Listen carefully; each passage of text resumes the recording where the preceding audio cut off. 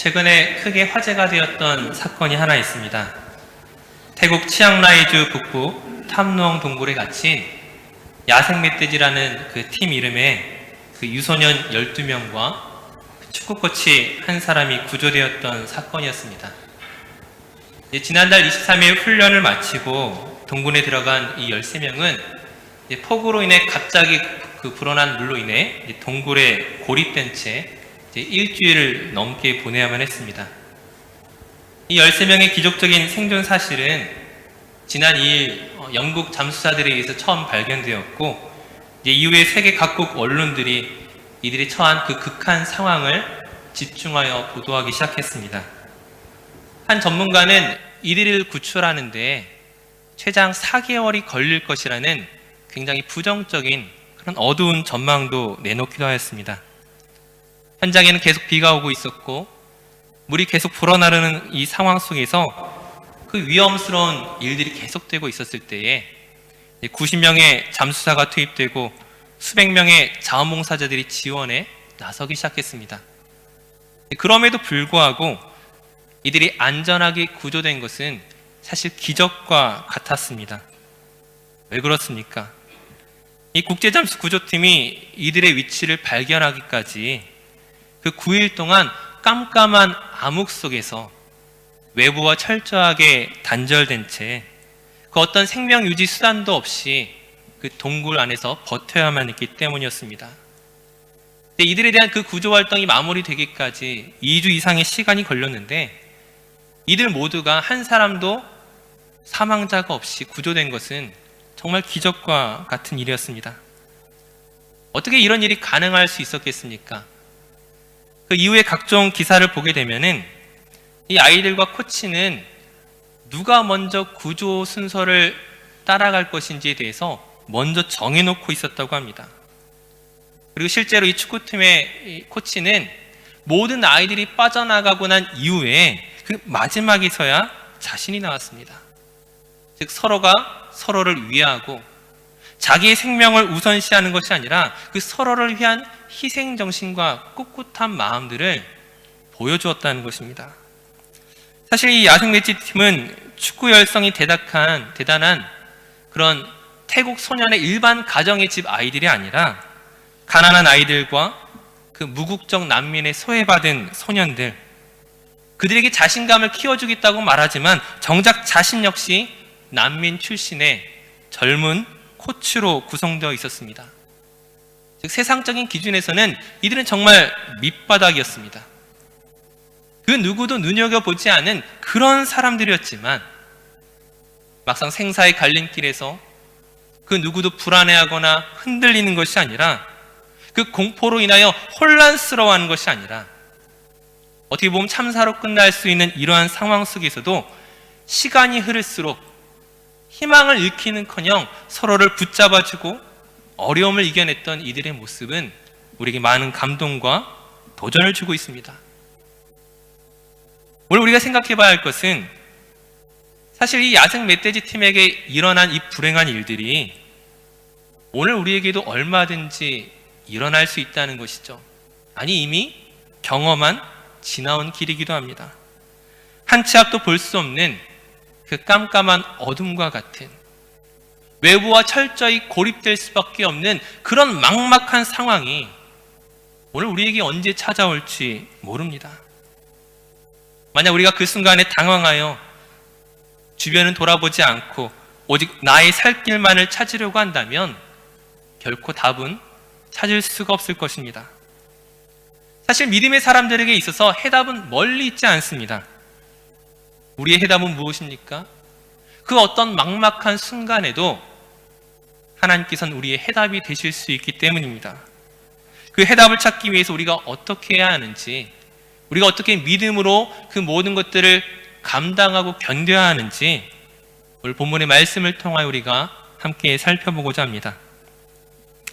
오늘 본문 사건의 배경은 이스라엘과 아람 나라의 전쟁으로 시작되고 있습니다. 이 아람 왕은 이스라엘과 싸움에 있어서 수많은 전략과 전술을 가지고 나왔는데 단 한 번도 성공하지 못했습니다. 객관적으로 보면 훨씬 뛰어난 병사들과 전략을 갖추고 있음에도 불구하고 막상 이스라엘이 번번이 매번 그 모든 실수를 간파하고 위기를 넘겨왔던 것이죠. 이런 일이 계속 반복되기 시작하니까는 아람 왕이 의심하기 시작합니다. 혹시 우리 팀 안에, 우리나라 안에 첩자가 있어서 지금 이 모든 정보가 새어나가고 있는 것은 아닌지 의심이 들 수밖에 없는 그런 상황이었습니다. 근데 정작 문제의 근원이 어디 있었습니까? 자기들 내부에 있었던 것이 아니라 이스라엘에 있는 엘리사 선지자가 왕이 침실에서 말하는 그 어떠한 비밀이라 할지라도 미리 알고서 이스라엘에게 알려주고 있다는 사실을 뒤늦게 알게 됩니다. 즉 아람 왕에게 있어서 가장 먼저 해야 할 일은 무엇입니까? 지금 이스라엘과의 그 전쟁에 있어서 가장 먼저 해야 할 일은 이 엘리사 선지자를 없애는 것이었습니다. 이 엘리사 선지자가 도단이란 성에 있다는 그 정보를 입수하고서 빨리 군대를 보내서 많은 군사와 병거와 말을 이용해서 이 도단성을 포위하게 되었습니다. 이처럼 도단성이 포위된 상황 속에서 오늘 본문의 말씀이 시작됩니다.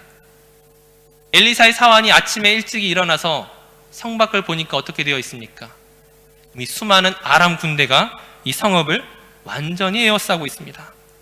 싸움은커녕 도망갈 길조차 막혔다는 것을 알았을 때에 사환이 어떻게 고백합니까? 15절 말씀에 내 주여 우리가 어찌 하리이까? 탄식입니다. 완벽하게 포위되어서 도저히 빠져나갈 수 없을 것 같은 그 두려움이 사환에게 몰려오기 시작했습니다. 근데 막상 그 사환의 보고를 받은 엘리사는 조금의 미동함도 없죠. 16절 말씀에 이렇게 이야기합니다. 대답하되 두려워하지 말라.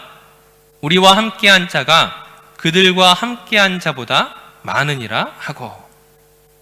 한마디로 말하면 우리 편이 훨씬 더 많이 있으니까 걱정하지 마, 쫄지 마, 두려워하지 마, 그렇게 격려하는 것이죠. 하지만 그 말이 사환에게 들리지 않습니다. 오늘날 우리식으로 말하면 지금 멘붕이 왔습니다. 자기가 봤을 때 우리 편은 하나도 없는데 도대체 무슨 말도 안 되는 얘기를 하는 것인지 이해가 되지 않습니다. 이러한 사환의 마음을 읽은 엘리사 선지자가 이제 기도하기 시작합니다. 17절 말씀에 기도하여 이르되 여호와여 원하건대 그의 눈을 열어서 보게 하옵소서 하니 여호와께서 그 청년의 눈을 여심해 그가 보니 불말과 불병거가 산에 가득하여 엘리사를 둘렀더라. 지금 엘리사가 어떤 기도를 하였습니까? 지금 이 위기를 넘길 수 있도록 새로운 군대를 보내달라고 말하는 것이 아닙니다. 또는 도망갈 수 있도록 길을 열어달라고 말하는 것도 아닙니다. 지금 없는 것을 새롭게 달라고 요구하는 것이 아니라 그의 눈을 열어서 보게 하옵소서. 이미 존재하고 있었지만 사환이 미처 보지 못하고 있던 그것들을 볼 수 있는 눈을 열어달라고 기도하는 것입니다. 사환의 영적인 눈이 띄어졌을 때 불말과 불병거와 하나님의 군대가 자기들을 에워싸고 있는 것들을 발견하게 된 것이죠. 그 모든 것들을 보고 난 이후에 사환의 마음이 어떻게 바뀌고 있습니까? 더 이상 아람 군대를 두려워하지 않는 것입니다. 처음에는 그 아람 군대가 미치도록 두려웠지만 그보다 더한 하나님의 군대를 보았을 때 그 두려움이 눈 녹듯 사라지기 시작했습니다.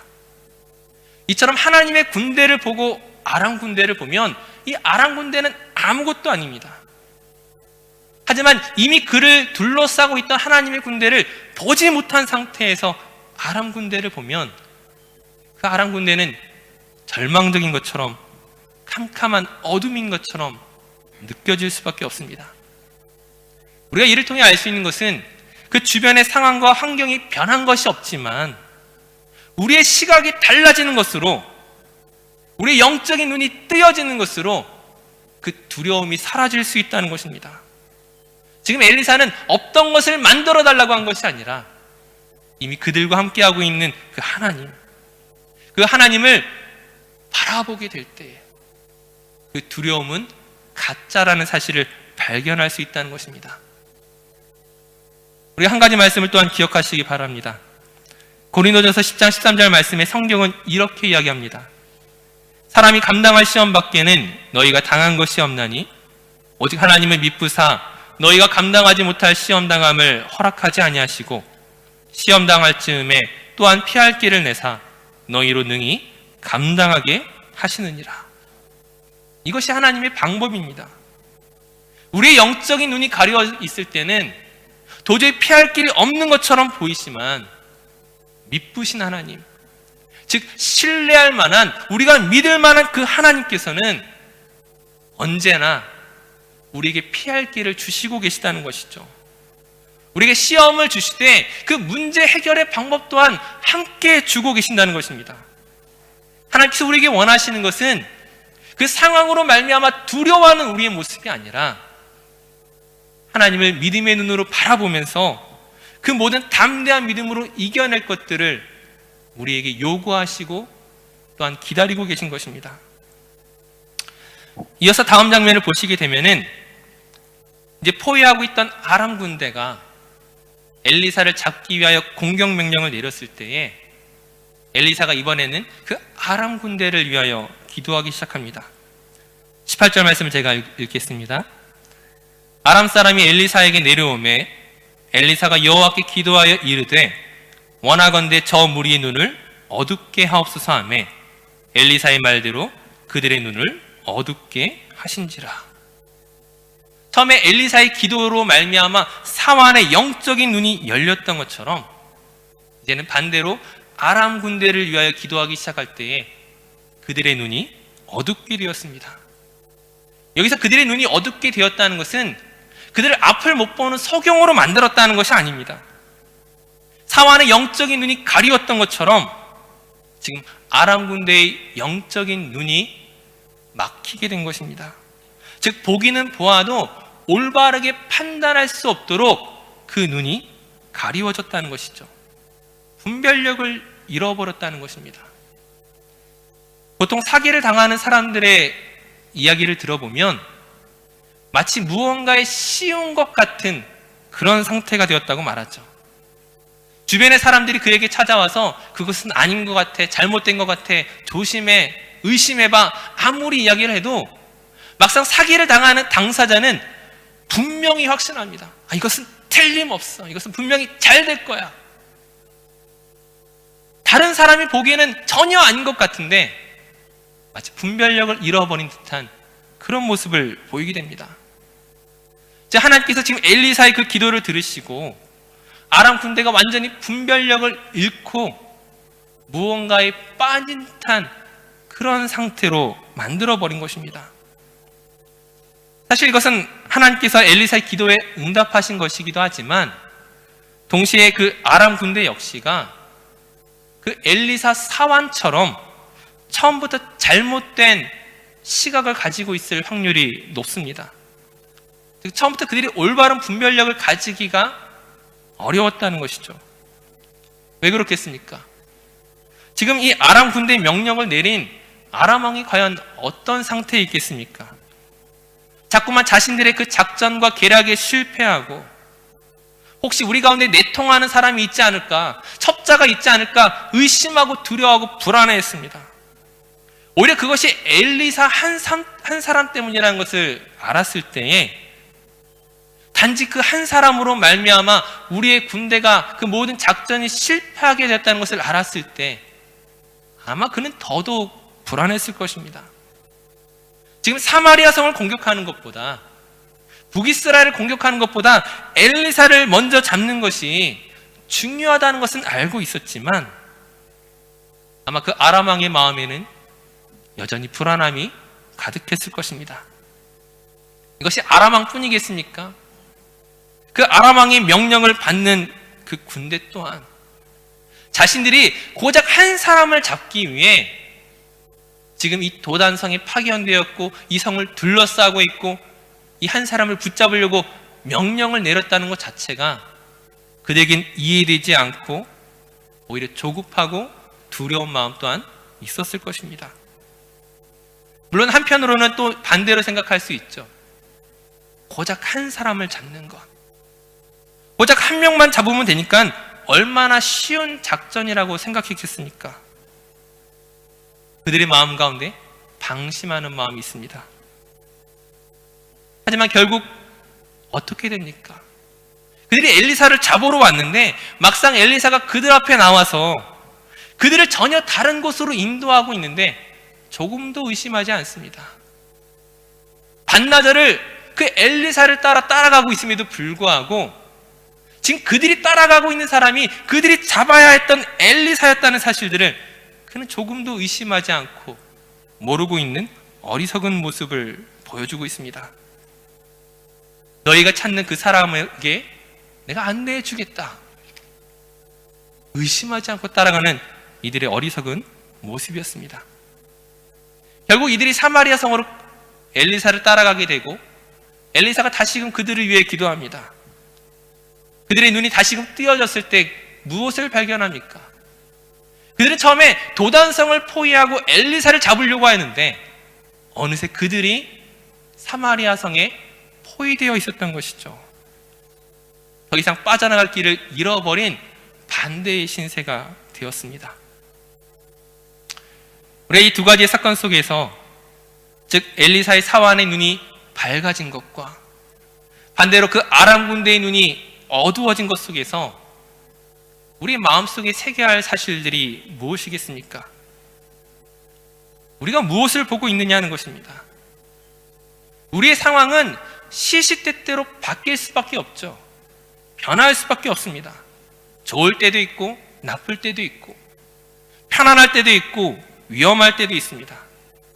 하지만 우리의 상황이 어떠하든지 간에 우리가 무엇을 의지하느냐에 따라 우리가 무엇을 바라보느냐에 따라 우리의 마음 상태는 그 환경과 상관없이 전혀 다를 수 있다는 것이죠. 나를 둘러싼 그 아람 군대를 볼 것인지 아니면 나를 둘러싼 하나님의 군대를 보겠습니까? 내가 잡고자 하는 그 목표의 마음을 빼앗기겠습니까? 아니면 나를 보호하시는 그 하나님을 직시하겠습니까?